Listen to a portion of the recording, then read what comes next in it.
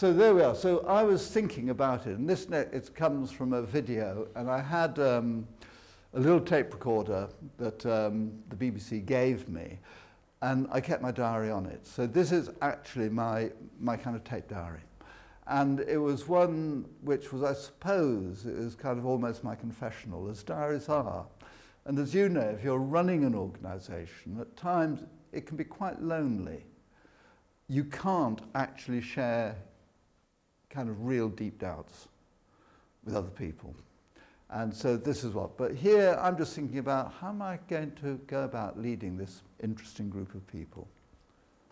I don't think there's any danger of ever having leadership by committee. I don't believe in it.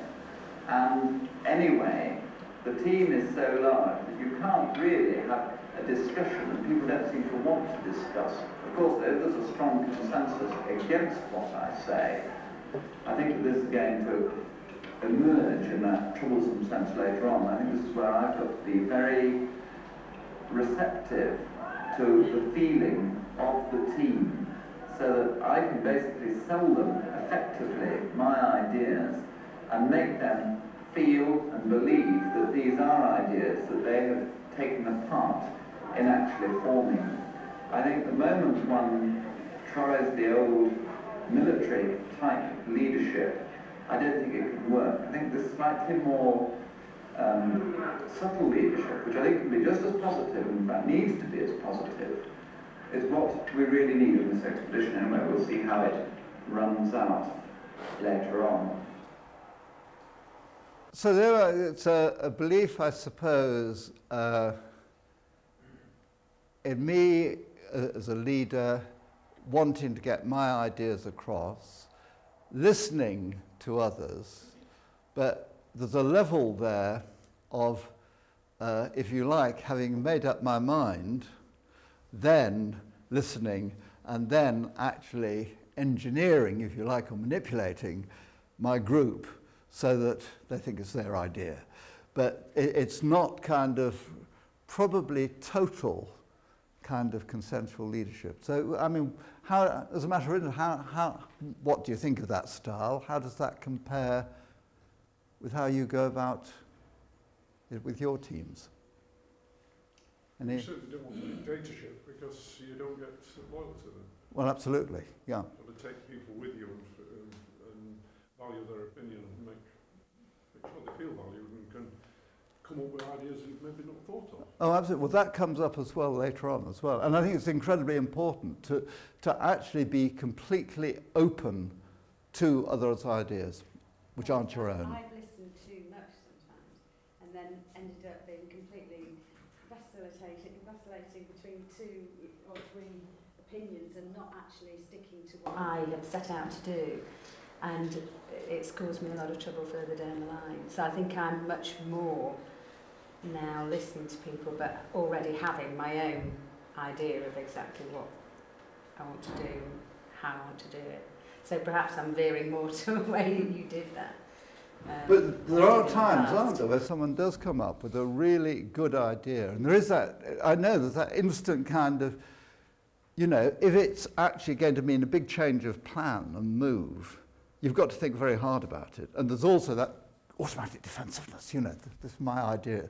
Is my authority being questioned? And it's where actually one's, I think one's self-confidence in oneself as a leader is so important. And I think so often you see where really big mistakes are made, or where authoritarian leaders are very often people who lack that innate self-confidence. So they can't, the authoritarianism is a barrier, fortress, you know, defend yourself. I think there's a lot to do with getting your team to buy into the common goals, like you to reach the top of Everest. And when you've got that team that all buy into that, it's a lot easier to lead from that. And that's something I think, certainly within our organisation, is having that belief that all your team are buying into the same goals and you're all going the same way. And once you've got that, it's a lot easier to lead from that, rather than telling and explaining and, you know, showing your authority in that way. it's creating that team element so that you get the feedback and better ideas come from that once everybody buys into it. Yeah, I'd agree with that. Yeah, just to feed off the comment from the chap here, I think it comes back to clarity of purpose, which is what you said almost at the start. You see organisations that almost from week to week are changing the way that they're going in different things, and you can't hope to bring the team together in going in the same direction if you as a manager are changing it in the other way you're going all the time.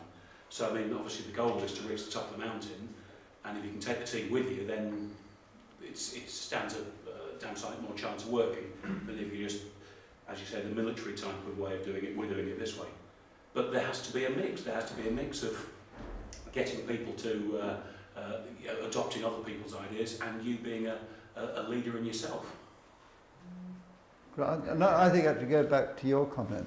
I think the I think the clarity of objective is so important, but of course the problem is climbing a mountain is actually nice and simple. You know, you've got that mountain, and I think quite often in an organisation, and particularly probably, no, whether it's a charitable organisation or whether it's a business organisation, the end objectives aren't always quite as clear.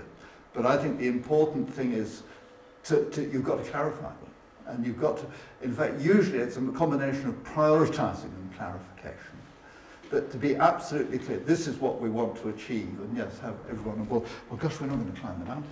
We've got to get back to climb the mountain.